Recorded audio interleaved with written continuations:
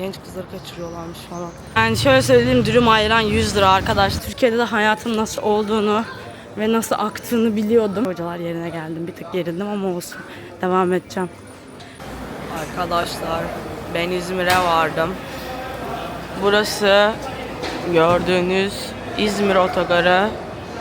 Türkiye'nin en kötü otogarı. Sebebini de söylüyorum. Yani 10 yıldır ben yaşıyorum sadece. Bir tane çivi çakmaz mı insan ya? Bak gürültüsü de bitmiyor. Uyumuşum otobüste, yeni kalktım. Bir tane çivi çakmaz mı insan ya?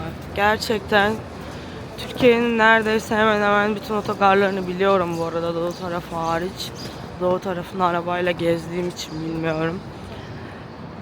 Ne bir tane çivi çakmışlar 10 yıldır. Yani ne bir boya çalmışlar. Bir tuvaleti var. Ömrümde bu kadar kötü tuvalet görmedim. Kamboçya'da girdiğim tuvaletler daha iyiydi.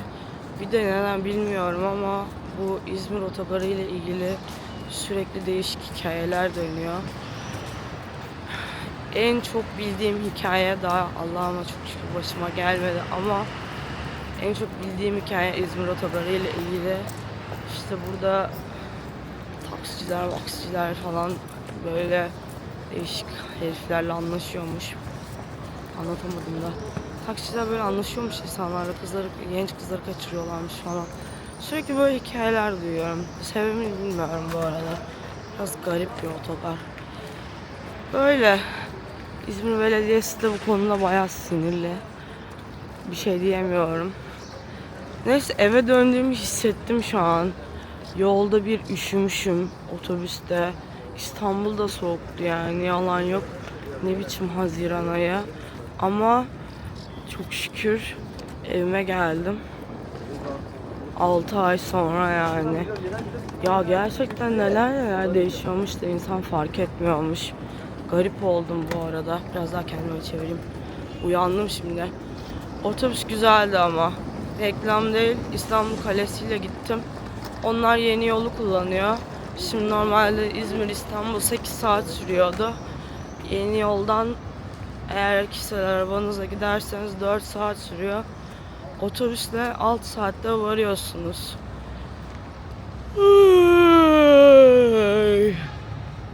Uyandım şu an. Taksi çağıracağım ya, kendime geldim. Otobüsle 6 saatte varıyorsunuz. Müthiş bir olay. Hadi sen geç, ben geçeyim. Bir kere mola veriyor sadece. O yüzden bu firmayı seviyorum. Daha önce de gidip geliyordum. Hatta evden çıkmadan önce teyzem diyor ki iptal edelim biletini, Kamil Koç'ta alalım falan. Dedim Kamil Koç pahalı, ne gerek var yani, hani ben dedim şununla giderim. Karşısında da bu arada İzmir Otogarı'nın bir tane AVM var. AVM'de Mebin şahit işler. Bir sürü suratsız insanla dolu yani. Bir de içindeki mağazaların çalıştığına hiçbir inancım yok. Bu AVM'yi hiç sevmiyorum, karşıda bak. Bayağı küçük de bir şey. Böyle biliyorsunuz önceki videolardan benim böyle bir AVM aşkım var. Severim güzel AVM'leri. Taksi çağırdım şimdi. Türkiye'de hangi taksi uygulamaları çalışıyor? Bir tanesi Uber, bir tanesi Yandex.Go. Yandex.Go ilk çıktığı zaman inanılmaz uygun fiyat veriyordu. İndirim veriyordu. Şimdi 6 ay oldu tabii ben Türkiye'ye döneli. O yüzden bir tık pahalı geldi Yandex.Go. Uber'de bazen indirim oluyor. Uzun zaman kullanmadığınızda. Uber daha düşük fiyat verdiği için Uber'den çağırdım. 2 dakikaya geliyor. Hadi eve gidelim bakalım. Şimdi İzmir'deki otogar tam böyle sanayi bölgesinde, işletmelere falan yakın bir yerde. Otogardan indim. Etraf böyle görünüyor. Oh var ya, kemiklerim ısındı. İstanbul'da donmuşum gerçekten. Dişlerime kadar üşümüşüm, yalan yok. Annemlerin evine gidiyorum. Annemler Bornova'ya yakın oturuyor. İzmir Otogar'da Bornova'da. Ama tabii Bornova çok büyük bir mahalle olduğu için, ilçe olduğu için yukarı çıkıyorum. Bornova ilçesinin Atatürk Mahallesi'nde. Yukarı dememin sebebi de Atatürk Mahallesi çok yukarıda kalıyor. Böyle bildiğin dağ gibi, yani tepede kalıyor. Eve geldim. Burası bizim bahçemiz. Kapıya buradan giriliyor. Bu da kepçuk ağızlı kardeşim. Anne oldu bu da. Bu anne olduysa var ya kimlerden neler olur. Bak bebeği izliyor.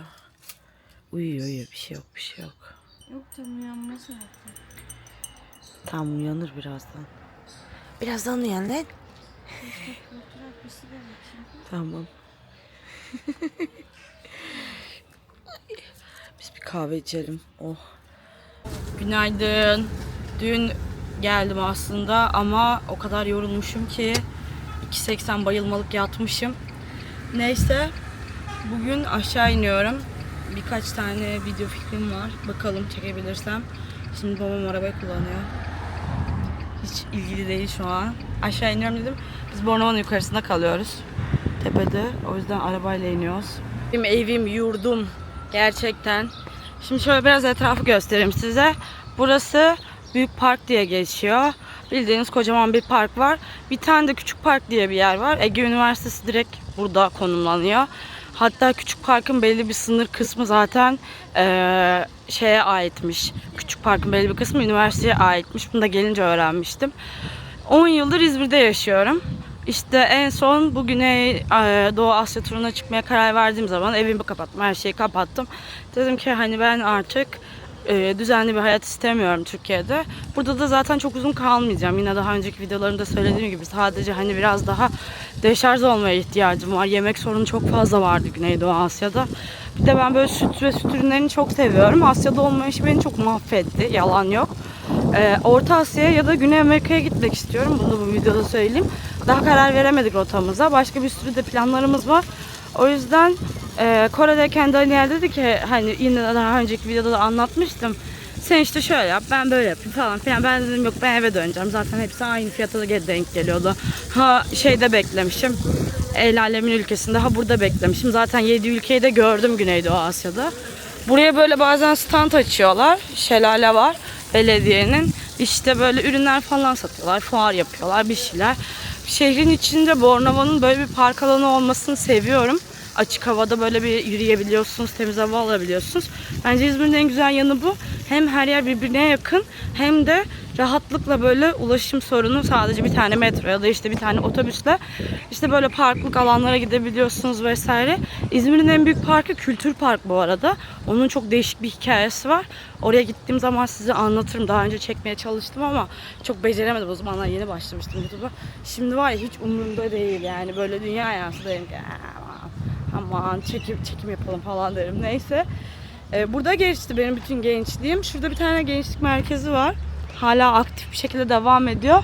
Gençlik merkezinin özelliği de üniversite öğrencileri gelip burada gençlik merkezine kayıt oldukları zaman ücretsiz konser, kurs vesaire etkinliklerden faydalanabiliyorlar. 24 yaşa kadar işte. Burada Uğur Mumcu Kültür Sanat Merkezi var. Bornova'nın en ünlü tiyatrolarından bir tanesi. Şimdi yaz sezonunda, kışın açılıyor tiyatro sezonu. Hani daha böyle oyunlar falan oynanmaya başlıyor. Orada böyle gerçekten Türkiye'de güzel sergilenen oyunlar buraya da geliyor. Zaten İzmir'de en hani sık yoğun kullanan Uğur Mumcu bir tane var Bornova'da, Bostanlı Taşer. Oradaki fiyatlar çok pahalı ama. Bostanlı Suat Taşer mi ne öyle bir şey. İstanbul'daki gibi yani. Hiç gitmedim. Çünkü hiç param yetmedi yani onu almaya. Burada aşağı fittiriyorsunuz. Zaten 2 dakika yürüyorsunuz. Hemen Küçük Park'a çıkıyorsunuz. Küçük Park'ta bütün öğrencilerin, çeşit çeşit insanların var olduğu bir yer. Orayı göstereyim çok emin değilim. Kusacağım artık Küçük Park'tan. Çünkü işte o 5-10 tane kafe var, barlar var, publar var. Klasik bir hani dünyanın hangi şehrine giderseniz gidin işlek bir caddesi. Ama şöyle bir yürürsem giderim. Bugün Basmane'ye gideceğiz. Biraz heyecanlıyım o yüzden.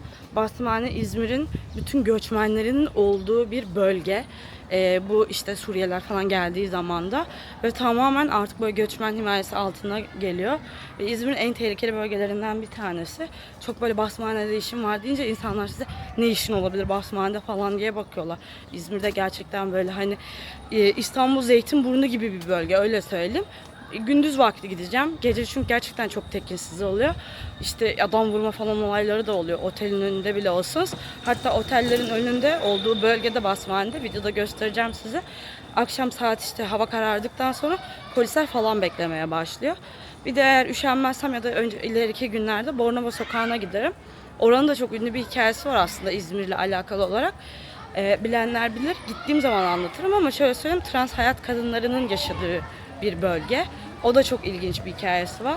Sonra tabii değiştiriyorlar falan bölgeyi ama Alsancak'a akşam gitmek eskisi kadar sıkıntılı değil. O yüzden gidersem anlatırım size. Bu şekilde şimdi küçük parkta arkadaşımla buluşacağım. Onunla buluşunca biraz hani onu da video çekeriz. O çok böyle yakın, gerçekten yıllardan beri dostum olan biri. Yani Türkiye'de böyle görünüyor. İşte benim anlatmak istediğim buydu. Kore'yle çok bir farkı yok ya da İstanbul'da bir farkı yok demek istedim. Böyle yüksek binalar var, ara sokaklar var, yolları yapmışlar, kafe var vesaire var. Çok yer görünce de her şey birbirine biraz benzemeye de başlıyor. Benim sorunum oydu. O yüzden hani Türkiye'ye dönüp her şeye alışıp sıkılıp yola çıkmaktı planım. Başka şehirlere gitmek falan da var yani hayalim. Bakalım nasıl geçecek bilmiyorum. Hani daha 2 gün oldu döneli ama şu an kafa vızır vızır dönüyor. Arkadaşımla buluştum. Sizi Mert'le tanıştırayım. Mert benim neredeyse 10 yıllık arkadaşım. Bir dedikoduya düştük. Mert. Ay, evet. Hayatlarımızın ne kadar güzel olduğuyla ilgili konuşuyoruz. Bak yüzünü bile çevirmedi. Büyük Park'ta oturuyoruz şimdi beraber. Oradan size göstereceğim yere gideceğiz. Hadi bakalım. Ben bir şey söylemek istiyorum arkadaşlar. Asya'nın bu kaosuna çok alışmışım. Canım ülkem, sessiz, sakin, huzurlu, nazar değmesin. Şimdilik başıma bir şey gelmedi. Çekime gidiyorum bakalım. Çıktım şimdi. Küçük Park'tan metroya bineceğim. Küçük Park'ı da göstermiş olayım size. Sadece Asya'nın o kaosuna alıştığım için her şey böyle biraz sıkıcı gelmeye başladı gözüme. İzmir'de, Bornova'da işte hep öğrenciler var. Alsancak'ta da böyle çeşit insanlar var. Yarın Alsancak'a gidince oraya da gösteririm size. Yarın gideceğim. Küçük Park'ta burası yani. Park falan yok aslında. Belki önceden vardır ama ben geldiğimden beri böyle minik üniversitelerin buluşma alanı bu şekilde. Numarası da olduğunu düşünmüyorum. İzmir'le ilgili söylemem gereken şey, İzmir'de sadece bir tane metro var. Bir tane de İzban var. İzmir Banliyö açılımı. İzmir Banliyö'nün ücretlendirmesi farklı. Belediyeye ait değil, özel şirkete ait. O yüzden biraz pahalı. Alsancak'a gitmeyi o yüzden sevmiyorum. Alsancak İzmir Banliyö öyle gidiyor ama otobüste gidiyor. Sorun yok. 30 lira basıyormuş. Ben giderken kaç para basıyordu hatırlamıyorum ama 30 lira pahalı geldi bu arada. Onu da söyleyeyim yani. Oo, etrafımda herkes Türkçe konuşuyor ya, sesi filtrelemiyor kafam şu an. Neyse, zamanla alıştıkça filtreler. Burası üniversite 2. Ben geldim geleli, kendim bildim bileli İzmir'in en ünlü poğaçacısı bilmem nesi. Bu arada 7/24 açık burası. Şurada da Barlar Sokağı var. Böyle klaplar mılaplar. Oradaki Barlar Sokağı'ndan gece çıkan herkes orada şu üniversite 2'de poğaça börek yiyor. Bu karşısında da bir tane var. Adını unuttum. Yıllardır böyle bir rekabet falan kendi aralarında. Böyle küçük parkın çok bir numarası olduğunu düşünmüyorum. Ben ilk geldiğimde herkes "Oo, nasıl görmezsin küçük parkı" falan diyordu. Benim kafa basmıyordu yani, ne alaka falan diyordum. Ama görülecek de çok bir şey yokmuş. Ben Antalya'da büyüdüğüm için bizim için hep şeydi hayat. Sahil, kum, güneş, deniz, Konyaaltı, kale içiydi. Burada tabii öyle bir kültür yok. O yüzden burayı küçük parkı kültürel olarak belirlemişler. Bu da Çolo, İzmir'in böyle en ünlü market zincirlerinden bir tanesi. Kahve de yapmaya başladılar son 3-4 senede. Çolo Türkiye'nin başka yerlerinde yok. İzmir'de de sadece zincir olarak Küçük Park ve Buca tarafında var. Buca'da da 9 Eylül Üniversitesi olduğu için inanılmaz böyle yaygın. Küçük Park'ın ortasından motorlar geçer, arabalar geçer, sözde ulaşıma kapalı. Şurada gördüğünüz bir tane demirle sözde. Ama tabii hiçbir şey olmadı. Burası yine değişmiş. Kendim bildim bileli burada bir tane bile dükkan tutturamadı. Gerçekten. Ben giderken kahveciydi. Ondan önce pizzacıydı. Yani şurada metronun girişinde köşedeki dükkanı nasıl tutturamadınız? Tebrik ederim. Şimdi buradan Vın karşıya geçiyoruz. Yolu yok, bir şey yok. Zaten İzmir'in en sıkışık trafiği burası. Kimsenin umurunda değil. O yüzden İzmirliler buradaki yola çok girmeyi sevmiyor ama çevre yoluna bağlanıyor. Yapacak bir şey yok. 2 dakika yürüdüm. Hemen otobüs durakları da burada. Metro da orada. Basmane ile ilgili şöyle bir şey var. Gittiğimde de anlatırım zaten. Basmane'de yoğunluk çok olduğunda İzmir'in ilk metro hattını M1 diye geçiyor bu arada. Oo, buralar da inşaat olmuş hep. Şuradan bir bakayım, bazen böyle lök diye geliyor araçlar. M1 metro hattını Bornova, yani şimdi bineceğim durakla sadece 3 yol metroya kadar yapıyorlar. Tabii sonra nüfus yoğunluğu arttıkça devam ediyor. Bakın otobüsleri buraya taşımışlar. Bu direkler yoktu. Numaraları falan yazıyor. Bir zahmet artık geçmeye başlasınlar. Çalışma varmış zaten. Bizim eski duraklarımız falan da burada değilmiş, otobüslerimiz. Bu şekilde. İzmir metroyu göstereceğim şimdi. Hemen buradan hüp diye kart basıyoruz. Bazen burada üniversite öğrencileri dileniyor. Çok hoşuma gitmiyor bu durum. Buradan kart basıyoruz, metroya biniyoruz. 35 lira bastım. Ama İzmir'in şöyle bir güzelliği var. Dedim ya, tek metro hattı var diye. Hem ona da ek olarak gidip geldiğinizde ikinci, üçüncü aktarmalar ücretsiz. İstanbul'daki gibi ek para ödemiyorsunuz. Ben şimdi burada Fahrettin Altay yönüne bineceğim. Bu durağı da yeni yaptılar bu arada. Kaymakamlık durağı. Ben giderken yeni açılmıştı. 9 Eylül Balçova tarafına kadar gidiyor. Önceden sadece Fahrettin Altay'a gidiyordu. Bu yönde üniversiteye gidiyor EVK3. EVK3'te de genelde hep böyle işte üniversite tarafında yaşayan profesörlerin falan olduğu bir bölge. Daha böyle siteler falan var. Hatta direkt profesörler sitesi falan var. Bu şekilde Bornova'dan EVK3'e kadar genişletmişler. O ben geldiğimde vardı zaten. Ben giderken Balçova'yı yeni açmışlardı. Kaymakamlığa kadar. O yüzden çift hat var. Bir kaymakamlık yazıyor, bir Fahrettin Altay yazıyor. Fahrettin Altay'dan sonra mesela bindiniz o trene, biraz daha gidip aktarmayı, ikinci treni beklemeniz gerekiyor. Biraz değişik bir sistem. Kureye benziyor demiştim size. Geldim malum durağa. Basmane. Hadi bakalım çekelim. Şimdi burada normalde İzmir metronun çıkışları çok fazla. Hele 3 yol metrodan çıkıyorsanız inanılmaz kafa karıştırıyor. Yani ben bile 10 yıldır İzmir'de 3 yol metroyu ezberleyemedim, bunu söyleyeyim. Ama Basmane'de sadece bir tane çıkış var. O da direkt gara çıkıyor. Onun sebebini de söyleyeyim. Direkt buradan trenle şehirler arası diğer trenlere ulaşım yapabiliyorsunuz. O yüzden. Hazırsanız başlıyoruz gezmeye. Şimdi buradaki Basmane Türkiye'nin en eski garlarından bir tanesi. İzmir'in de ikinci garı. İlki Alsancak Gar. Bu şekilde şehirler arası otobüsler buradan kalkıyor. Gişeden otobüs biletinizi alabilirsiniz. Aynı zamanda online de alabiliyorsunuz. Buradaki tren işte Ankara'ya kadar gidiyor ya da işte Isparta'ya kadar gidiyor. Doğu Ekspresi'ne binmek için Ankara'dan tekrar bir tren değiştirmeniz gerekiyor. Onu söyleyeyim. Denizli'ye gidiyor. Yani buradan Ankara ve aşağı doğru şey var. Göller Ekspresi var. Isparta'ya kadar gidiyor. Şimdi buranın olayı ne? En bombastik olayı. Dışarı çıktım. Birincisi yürüyerek Alsancak'a varabiliyorsunuz. Öncelikle onu söyleyeyim. İkincisi hemen şurada Kültür Park var gördüğünüz üzere. Buradaki Kültür Park İzmir'in en eski parklarından bir tanesi. Kültür Park denmesinin sebebi buradaki aynı New York'taki bu şey var ya, Friends'te, unuttum adını.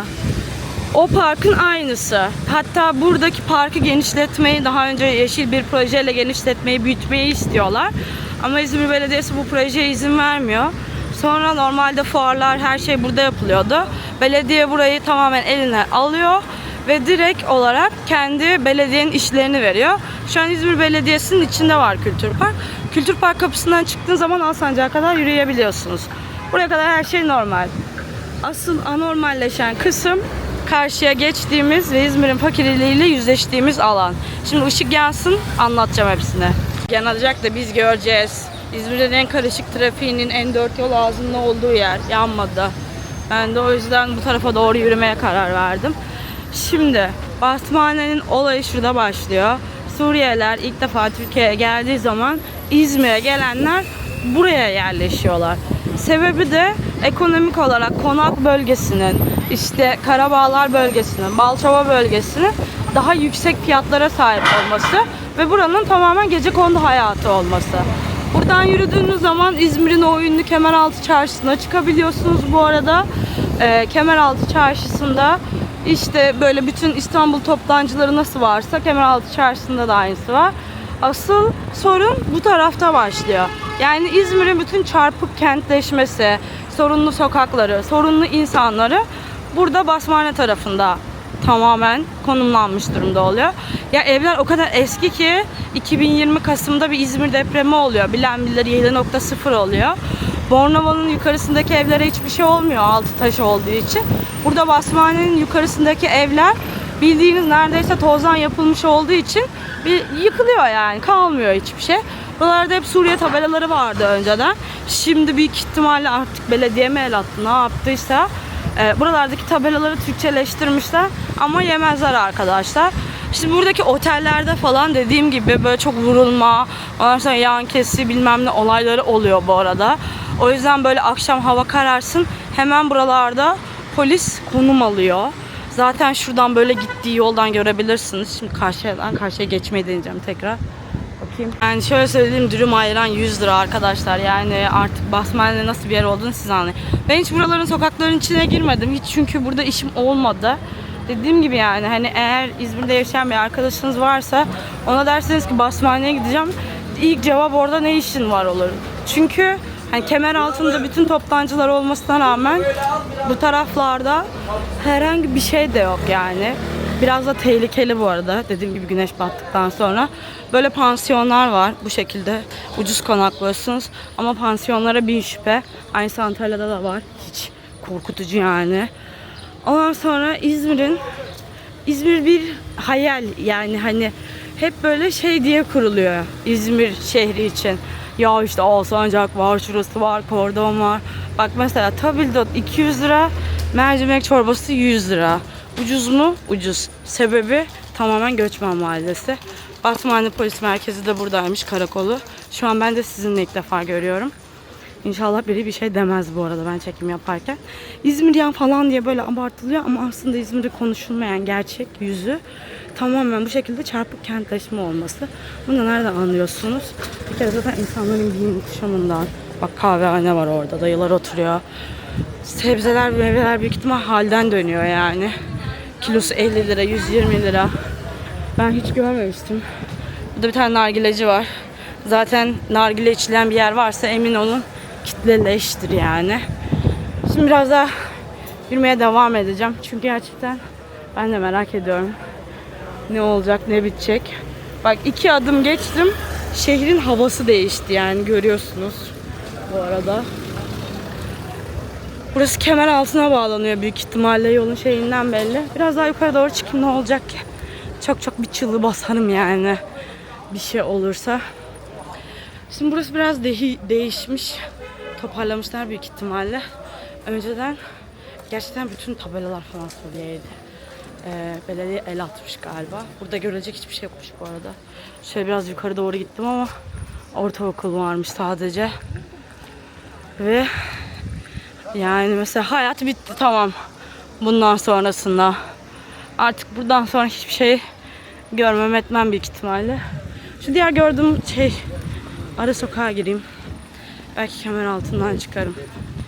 Konağa doğru. Konakta işte bu ünlü kordonun başladığı yer. Sahil deniz. Bu arada konağın bu kadar övülmesini de anlamıyorum kişisel olarak. Çünkü İzmir'de inanılmaz bir deniz kirliliği var. Ve bu deniz kirliliğinin sebebinden dolayı inanılmaz pis kokuyor. Söylemeyeceğim ne koktuğunu. Hadi biraz şurada gezelim. Burada baklavacı varmış. Lokma 250 liraymış kilosu. Bakalım. Şimdi ben tabii Asya'ya dünya laf ettim. Öyle işte böyle dükkan mı olur, böyle market mi olur falan ama tabii Türkiye'de de hayatın nasıl olduğunu ve nasıl aktığını biliyordum. En azından biraz daha temiz yani bizim kasaplarımız falan soğuk şeyde tutuyor. Ne onun adı? Soğuk zincirde falan tutuyor etlerini. Burada öyle bir şey yok. Bak şu an hep hacı hocalar yerine geldim. Bir tık gerildim ama olsun. Devam edeceğim. Burada geriliyorsam ben daha nereleri gezerken gerileceğim. Bak burada eski usul bir mandıra var.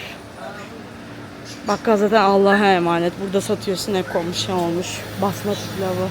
Nefret ediyorum. kırık pirinçten yapılıyor. Ve gerçekten hayatımda yediğim en çirkin şey. Yani bir tane burada kasap var. Antalya kasabı yazıyor. Bayağı abi hiç steril değilsin. Bu zaten aktar. Burada da bir tane kasap var. Bu da bayağı fena. İzmir'in şu Acarlar en ünlü poğaçacısı bu arada. Bilmiyorum sebebini, her yerde var zincirleri yani. Ne alaka diye sormayın. Burada bir tane de kilise vardı, onu hatırlıyorum. Kilise diğer tarafa doğru. Biraz bu sokağa gireyim. Kiliseye de yürürüm.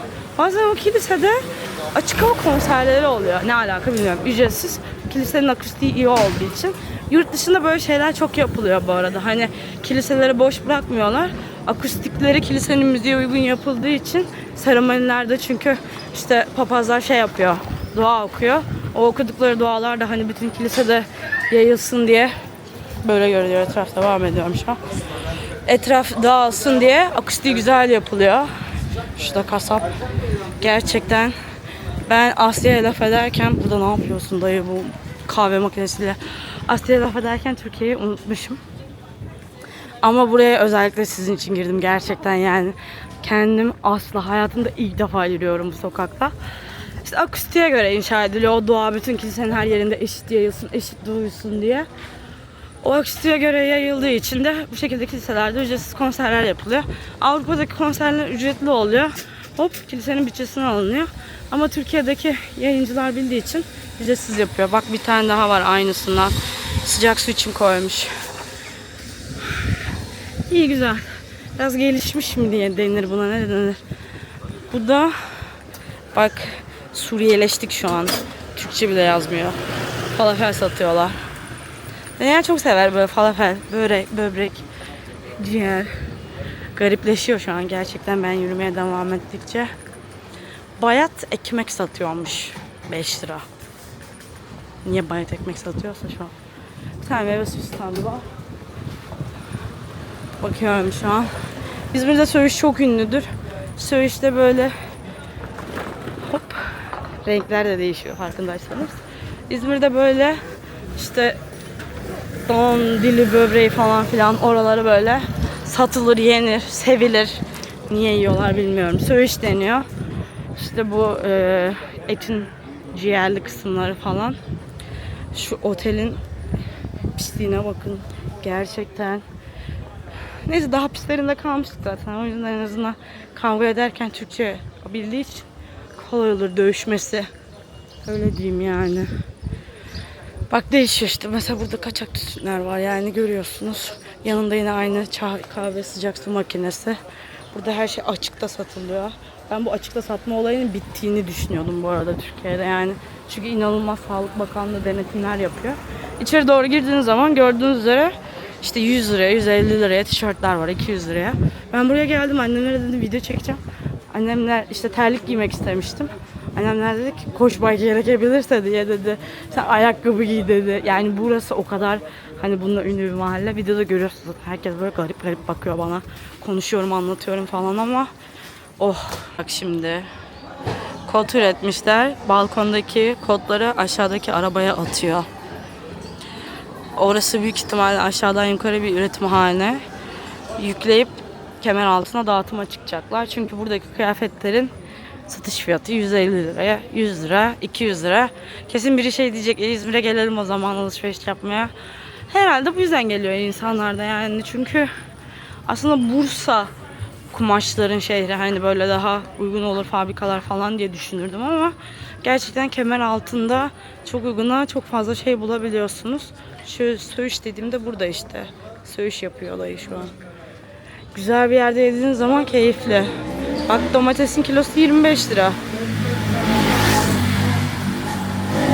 Anlayacağınız üzere arkadaşlar burada her şey kaçak. Bakın şimdi burada yıkılmak üzere olan bir bina var. Üstünde zaten can güvenliğiniz için yaklaşmayın diyor. Etrafına bu şekilde pazar kurmuşlar.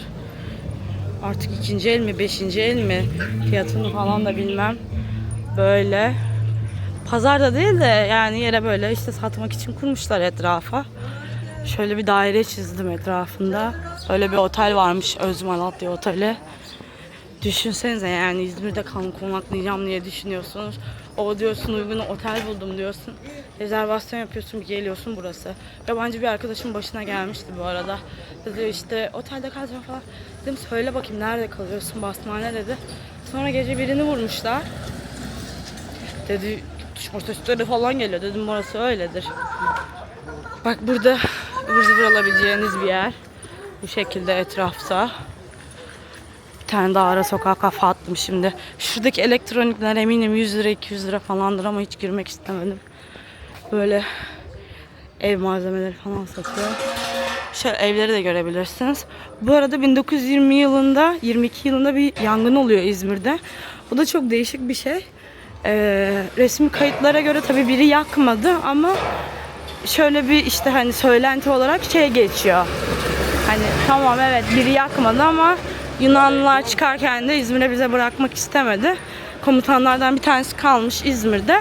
İşte ne hikmetse öyle yazıyor. Yani ona benzer bir şey yazıyor işte. Ne hikmetse İzmir'de yangın çıkıyor o komutan buradayken. İzmir'in neredeyse tamamı yanıyor. Basmane bölgesi hariç. İlginç bir bilgi yani hani ve İzmir'in bu arada şey böyle baktığın zaman o yanık videolarını falan görebiliyorsunuz. Hatta şey diyorlar işte Kurtuluş Savaşı'nda Atatürk İzmir'i küllerinden doğurdu. Yani buraya İzmir'i aldığı zaman bak göçmenler Türkçe bile konuşmaya zahmet etmiyorlar. Burası harbiden satılıkmış. Alayım da kalsın durur. Kim bilir kaç para istiyordu şöyle bir mahallede. Burası çöplük, depo, içi açık. Bak böyle bırakmış adam. Atatürk de onu söylüyor. Ben diyor bir şehri tamamen küllerinden aldım diyor. İzmir'den işte Yunanlıları kovarken. Tarihi kaynaklarda geçmiyor hani İzmir yakıldı diye ama diyorlar ki böyle böyle şüpheli işler var. Basmane'de kurtulan bölgelerden bir tanesi. Bu temizleme varmış. Buradan aşağı caddeye sokağa gidiyor. Biraz daha yürüyelim etrafta. Bak Asyalılara laf ediyordum kuru temizleme var niye normal kurutmuyorlar diye. Bunlar da dışarı kurutuyorlar. Demek ki neymiş? Yokluk, yoksulluk yani her yerine aynıymış. Bu video sadece İzmir'e özel değil genel olarak. Bir de şöyle bir şey var Basmane ile ilgili. Buna da çok şaşırmıştım. Ticaretin merkezi Kral Yolu olarak geçiyor. Buradan başlıyor. İzmir limanına kadar gidiyor. Sardes. Aynen. Sardes diye. Agora öğren yeri de oranın. Burada bir tane Agora öğren yeri var. Kapandı şimdi artık. Bugün gösteremem ama bir gün uğrarım. Agora öğren yerinden o öğren yeri de zaten oranın çarşısı olarak geçiyor. Bu içinden geçen Kral Yolu. Yani altın yol. Dünyanın bütün işte ticaretleri, ıvır zıvırları her şeyi burada gerçekleşiyormuş bir zamanlar. Ama sonra biz herhalde geliştirmeyi unuttuk. Unuttuk yani bildiğimiz Basmane diye bir yerin olduğunu unuttuk. Bu hale geliyor. Gördüğünüz üzere. Çok özel bir şey değil tabii ki ama hani İstanbul'da da var bu çarpık kentleşme ama İzmir'de olmasının sebebi ya da bunu video çekmemin sebebi bir İzmir rüyasına uyandırmak istemem insanları. Çünkü böyle bir yer değil.